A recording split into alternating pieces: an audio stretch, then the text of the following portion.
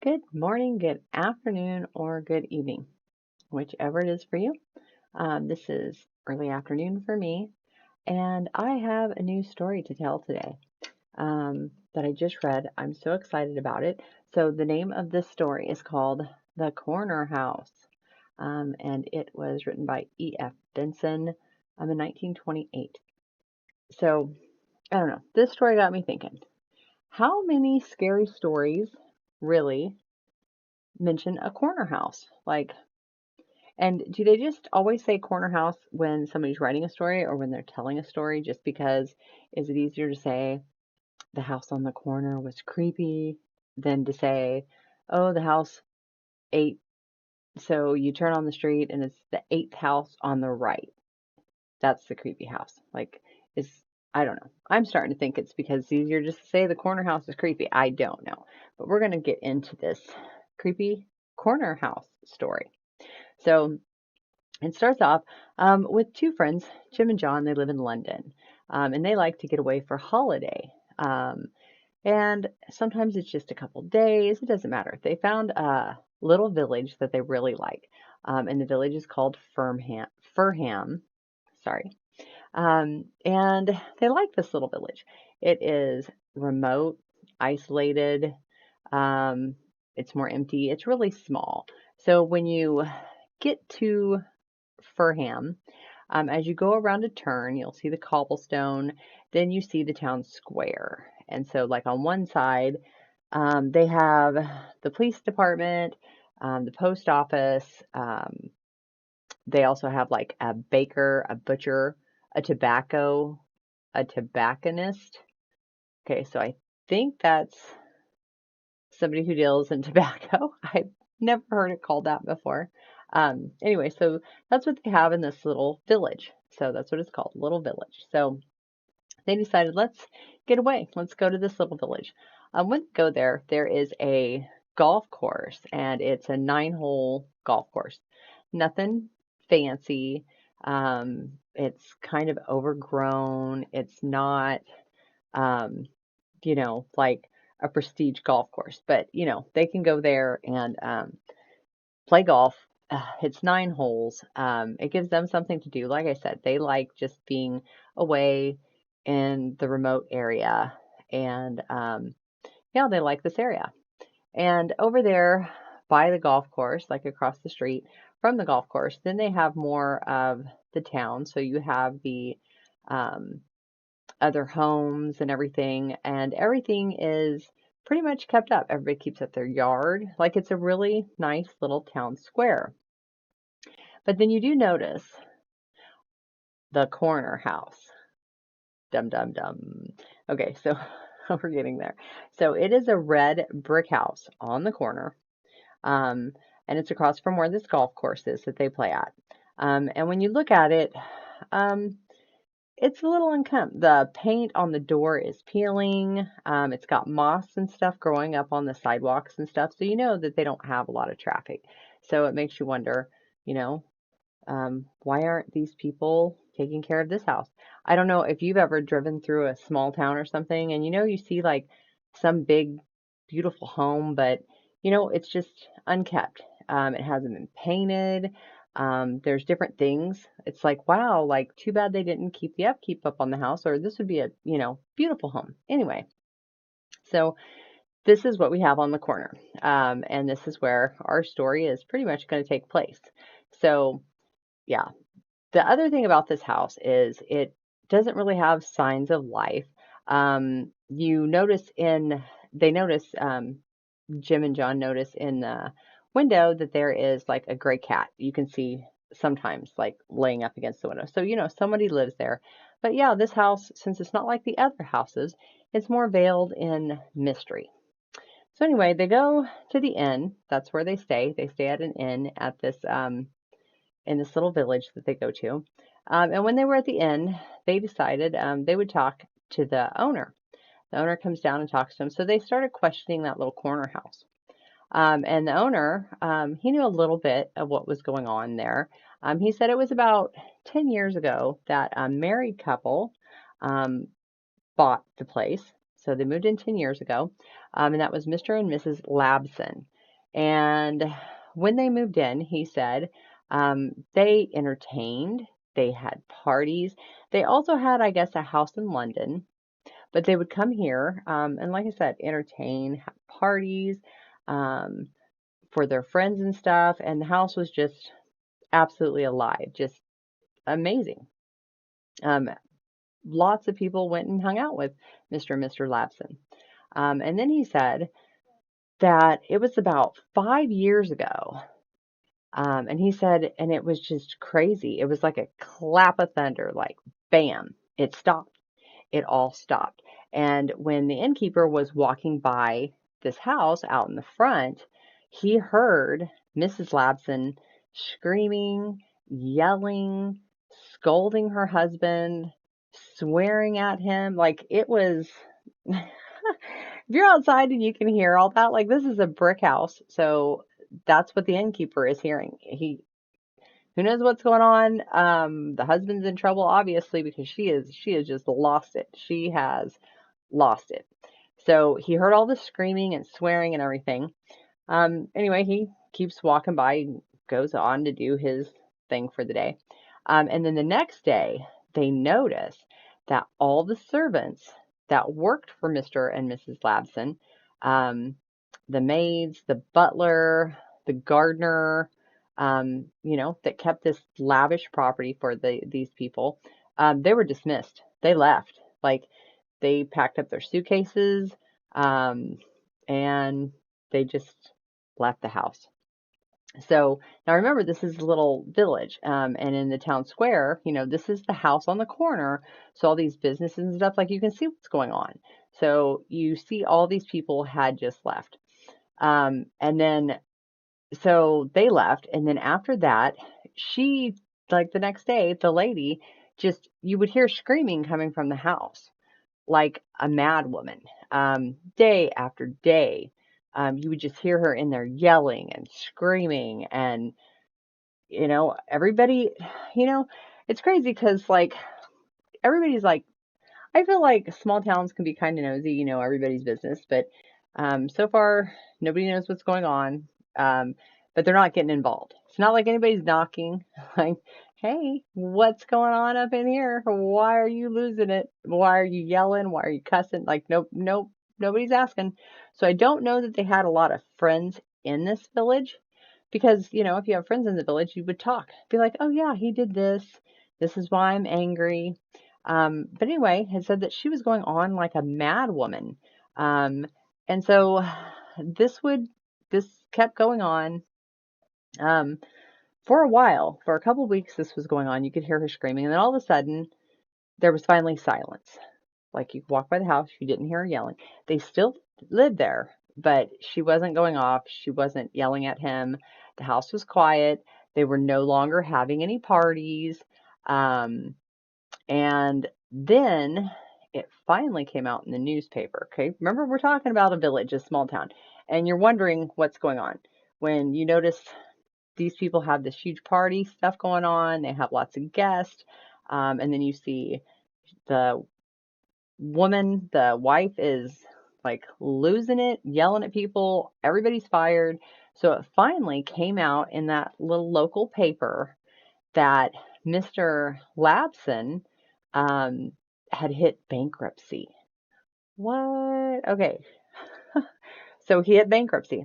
Now remember I said they had a house in London too. Well, anyway, so he hit bankruptcy because he liked to play the stocks. Well, he didn't just play the stocks with just his money.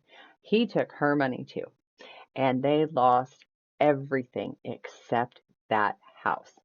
They barely had 2 cents to rub together. What money they had, they could not afford any of the people that they had working for them any longer.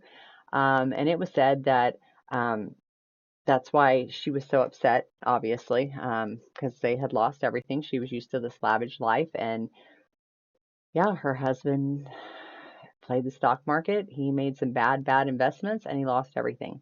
So they had their house, they had a very small amount of money. So, it was up to Mr. Labson. He was the one that would clean the house. He would take care of the yard.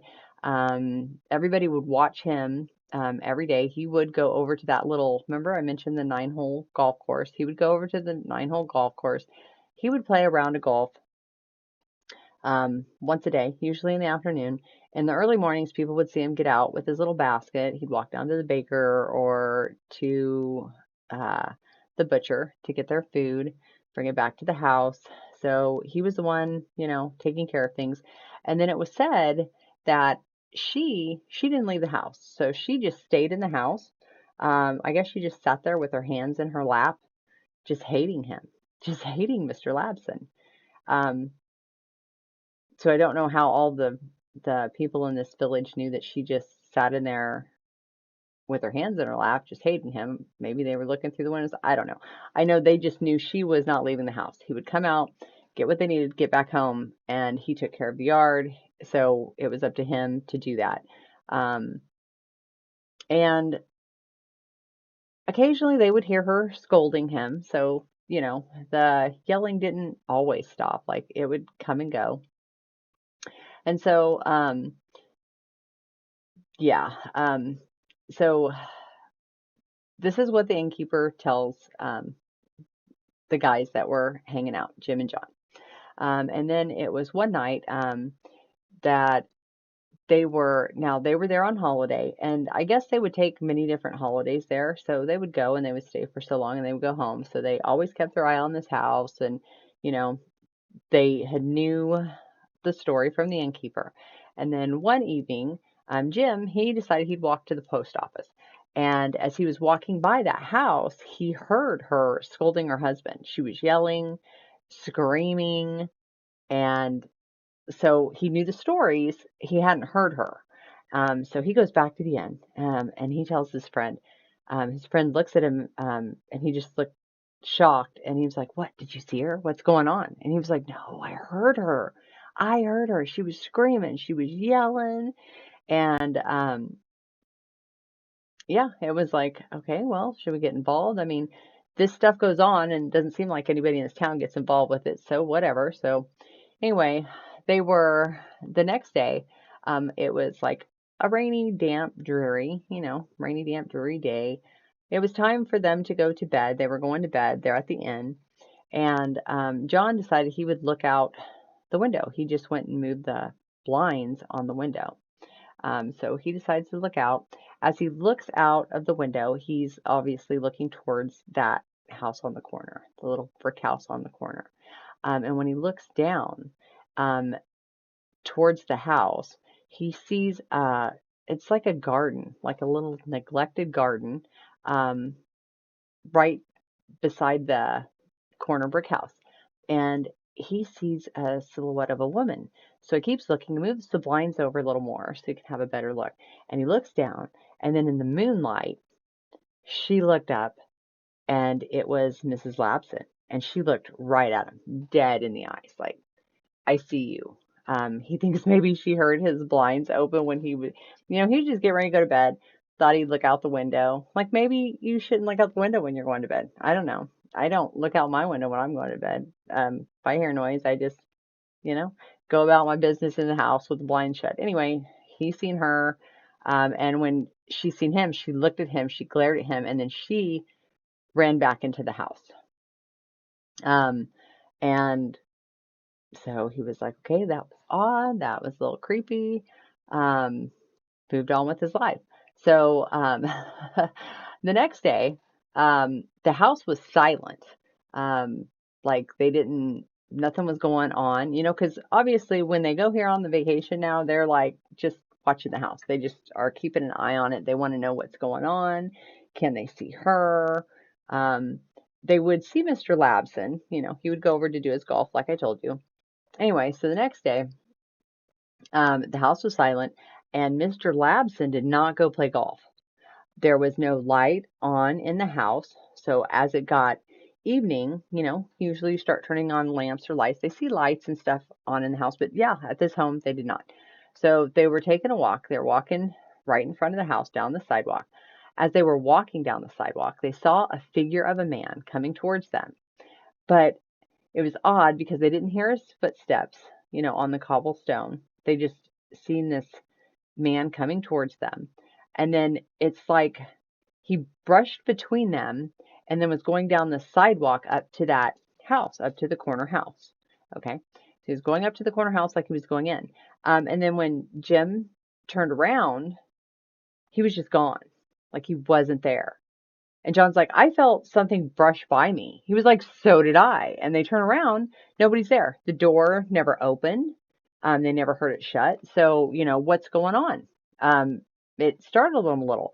So as they're looking at the door, because they were, expected to see the person that brushed by between the two of them go, to go to the house. They're looking at the door. The door swings open. And Mrs. Lavson, like, comes out. She looks scared. She like runs out the front door. And she's on the porch and she looks down the sidewalk and then sees these two just standing there gawking at her because, they're just walking down the sidewalk. Somebody ran past them, went in the house without opening the door, had disappeared. She runs out of the house. But then when she sees these two, she freaks out looking at them and then turns around and runs back in the house. And then she shuts and locks the door. They're like, whoa, like what's going on? I don't know. It was just a little bit crazy. So they decide, okay, like I said, it was late evening. So they went ahead and went back to the inn. And so then they went to the inn. They were talking about what just had happened. They thought that was just crazy. Like the man they seen was gone. She came out, so they got to see her, and then she seemed scared and then ran back in, and because she was scared of them. Well, anyway, so they were having this discussion. And then the innkeeper came and knocked on their door and said, Mrs. Lavson is downstairs and wanted to know if you were standing outside her house 10 minutes ago. Well, yeah, they were. They're like, okay, this is weird. So now she showed up at the inn, like, hey, were you guys the ones standing outside? She knows it's them. That whatever. Um, and so this is what the innkeeper's telling him, and and then he says, and then she mentioned to me that she wants to rent her house to you for a month and wants to know if you would like to stay there. She's just babbling on and on downstairs. Well, then she shows up. She shows up behind the innkeeper. She just comes on in the room. And, excuse me. So she just barges into their room. And she was like, yes. So I noticed that you were the two admiring my house on the corner because everybody admires it. But you were just admiring the house. And my husband has not come home today. He still isn't home yet. Have you seen him? Did you see him out playing golf or anywhere on the street today? Which they hadn't.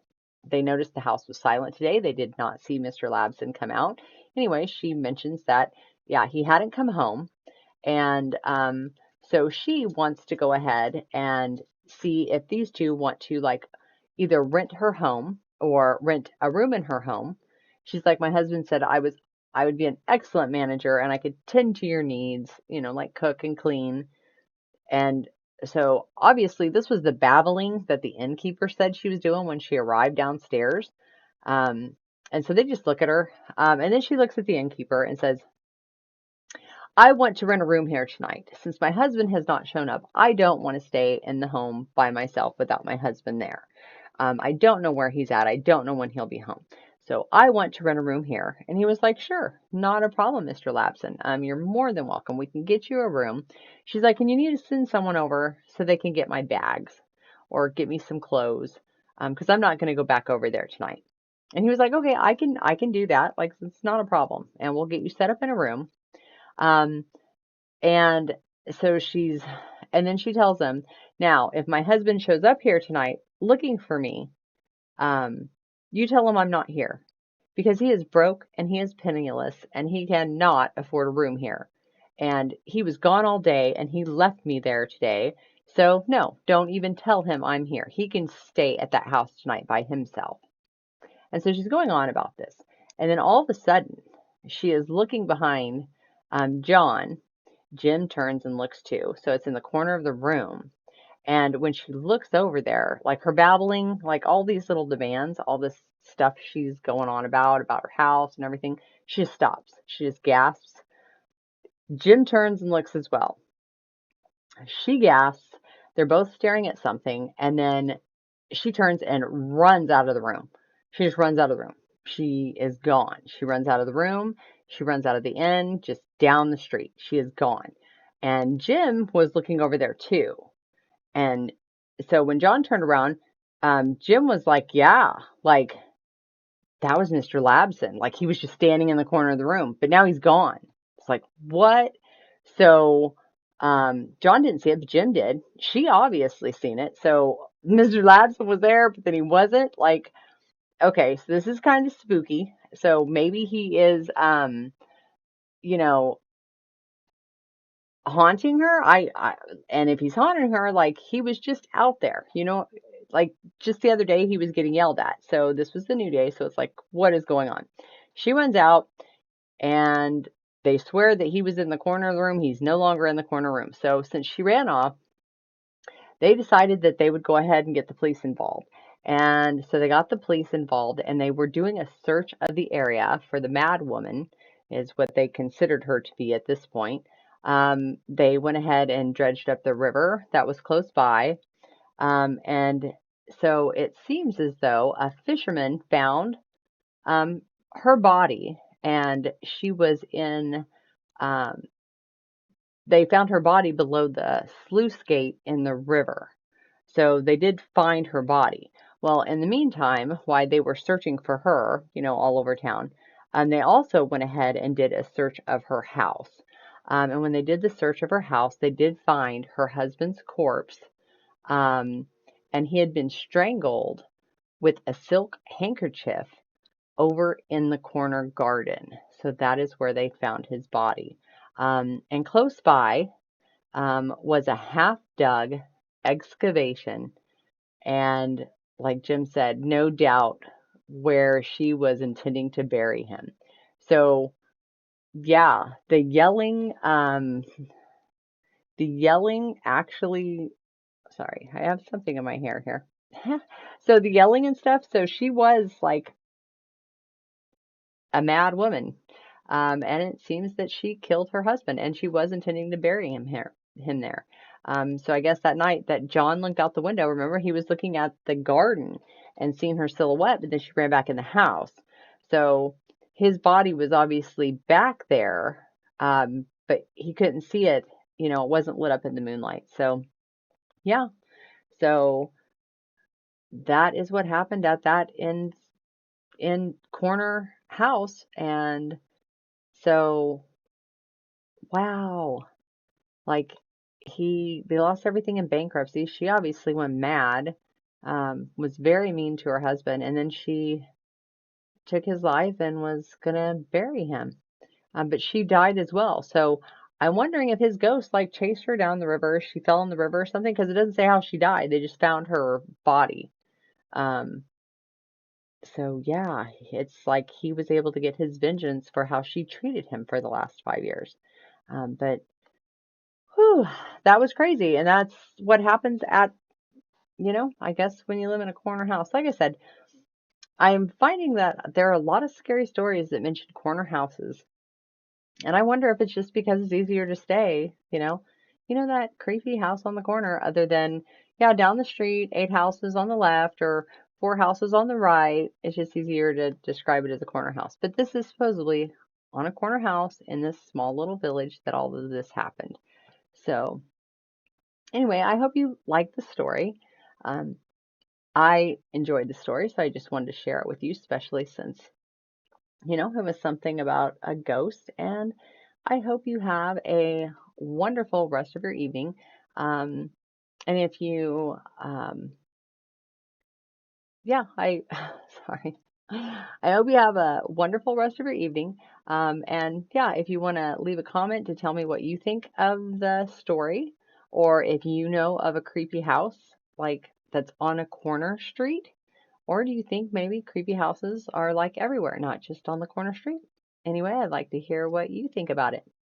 And thank you for watching and listening. I hope you have a wonderful rest of your evening, and I will be seeing you again later. Bye bye.